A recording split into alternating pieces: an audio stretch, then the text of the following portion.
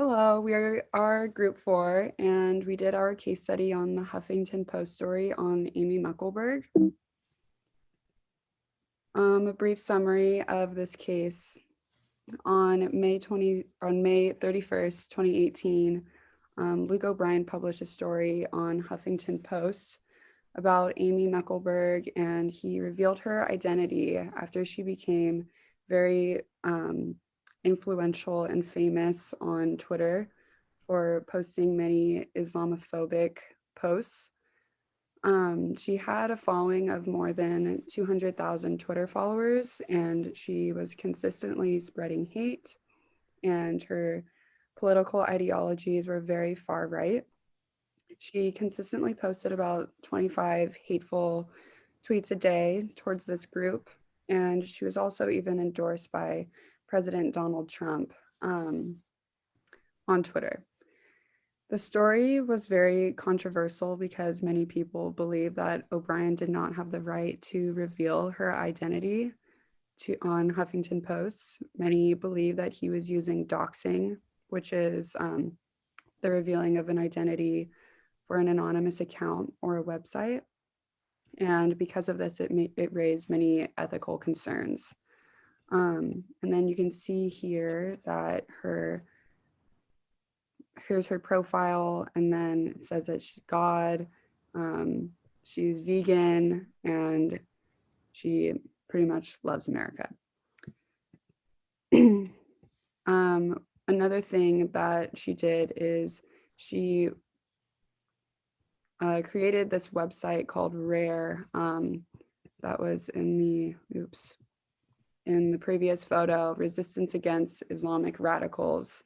And this was also another hateful website that she created that she was doing along with her Twitter postings. Our group decided that Luke O'Brien did have the right to expose her on Huffington Post. One of the quotes was from the case study was that the identities of influential anonymous people are inherently newsworthy. So therefore, the public should have had the right to know who she was and who the person was behind all of this hateful posting that she was doing. It also was unsure if she was a bot or if she was a Russian troll. So that's why her identity was investigated.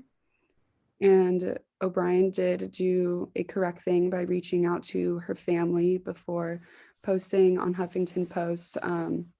A lot of her family members were or had their last name in their businesses. So it was kind of a big deal when her identity got released because those businesses were also impacted. Another thing was that her name could have already been in her username. You can see here in this photo that her username was Amy Mek, at Amy Mek. So therefore, she could have already been exposing herself. And she was being completely racist in all of her postings. Racism is something that should not be tolerated. Another thing is that Mekelburg is from Jewish descent. She grew up Jewish, not sure if she still identifies with the religion, but with her being Jewish, her heritage is already from the Middle East. So her even being Islamophobic and racist towards the Muslims is almost kind of what's the word? She's kind of contradicting herself a little bit because she is technically from there as well. And I don't think that she is a victim of harassment. I think she started the harassment first. So therefore, this was all correct in O'Brien's part.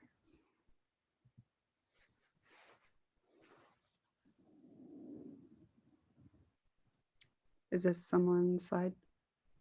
Oh, sorry. I forgot to delete that one.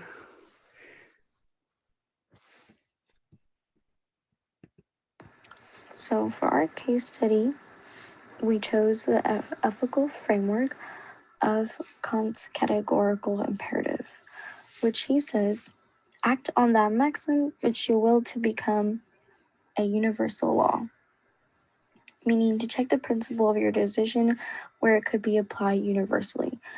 So it is the rule that stands behind the action being done, based on the person's moral obligation, is what compels the person to act. This obligation of good conscience is to do its duty for the sake of duty.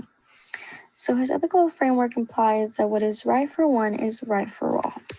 In the book, it says, right is right and must be done even under the most extreme conditions. What is morally right, we ought to do even if the sky should fall, that is, despite whatever consequences may follow. So an example would be truth-telling, as it is known to be universally right and should be told despite the consequences. Lying is wrong even if it can save someone's life. These things must be obeyed to act morally towards others. So this ethical framework as a whole encourages obedience and faithful practice. All right, going into the ethical framework application of categorical imperative. While the First Amendment protects the right to spread hate speech, O'Brien believed, going back to that quote that we mentioned earlier, identities of influential anonymous people are inherently newsworthy. And again, since the profile was public to everybody on Twitter, and the handle even included parts of her name, it was only right, O'Brien had the right to kind of go into it and find, more information on Amy Mekelburg in order, for as a moral obligation as a journalist, his duty for people to know the truth. Again, going back to one of the concepts of Kant's categorical imperative. And as a journalist, he was doing his job. He was doing it in good conscience. Obviously, he wasn't, aware of the consequences that will follow, but that's, what must be done morally right should be done morally right under this ethical framework. And also, O'Brien made sure to proceed ethically by trying to contact her in order to get a quote. And also, Mekelburg just didn't respond, even though O'Brien went forward and, proceeded with the right steps in order to get before publishing the story.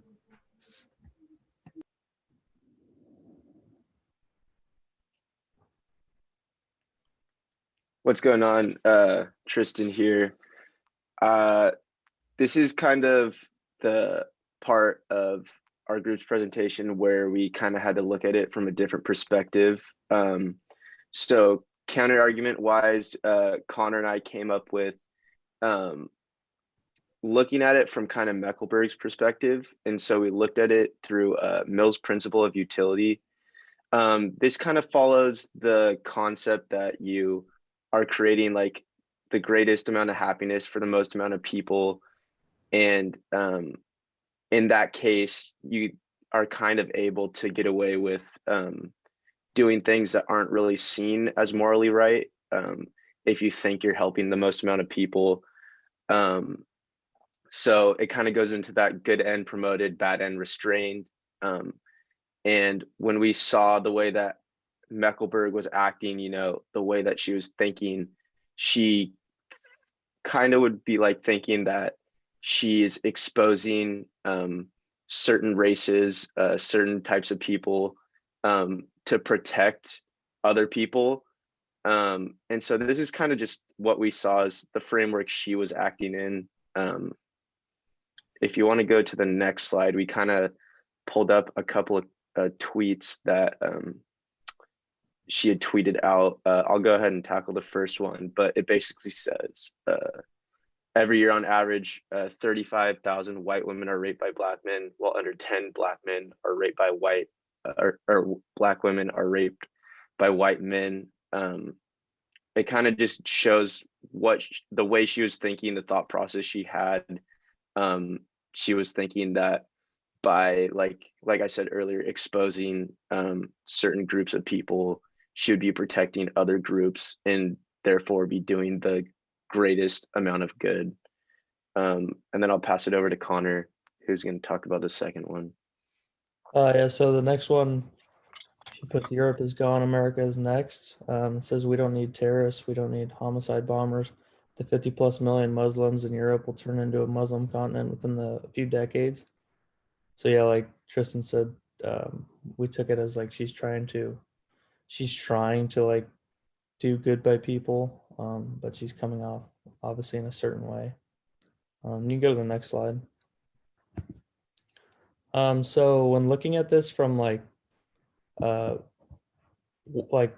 opposing what O'Brien did, you can look at the damage that it kind of did to her life and her family. Her husband was fired. He was working for the WWE at the time, and he actually got fired because of her tweets, because they didn't want to be associated with somebody that was related to her, because it would look bad on their business.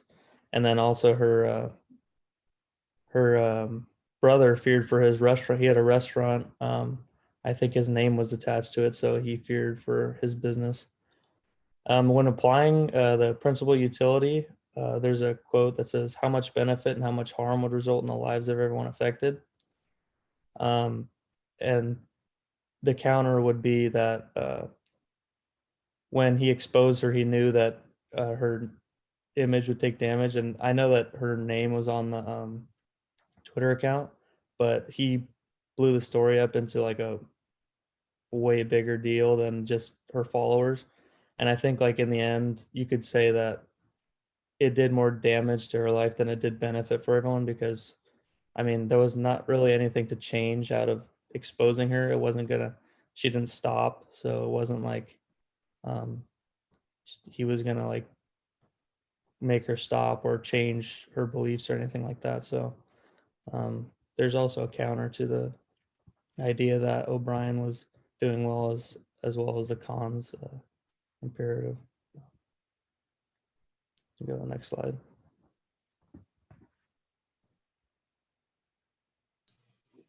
Hi, it's Leah. So, in conclusion, we believe that O'Brien was right in his decision to expose Mekelburg. You could look at it from different angles, like we talked about from her point of view. It was at surface a violation of her privacy. However, like that is just journalism in general. And O'Brien did give her the opportunity to speak, and she wasn't really about it. So that's not his fault at the end of the day. And although O'Brien did expose her, and the argument is that more people could be harmed by her exposure, just in the sense of her family's businesses, that's not his responsibility, because at the same time, her hate speech and her racism really affects people as well. And her spreading these ideas, kind of polluting the social platform, is really negative, and it's non-beneficial to our society, especially in this day and age. Racism isn't tolerated, and this isn't like the only case of it. It's also really popular with athletes that are being exposed and other public figures. So it's kind of just natural for this to have happened to her as well. Yeah, so Mekelburg thinks that she was trying to help, but O'Brien's intent was to expose her, but he helped in a greater sense. Although she is continuing to be racist and just kind of a terrible person, at least the spotlight is put on her in the sense that people know who she is and the choices that she's consciously making to spread negativity. A quote is right and must be done even under the most extreme conditions. What is morally right, we ought to do even if the sky should fall. That is, despite whatever consequences may follow.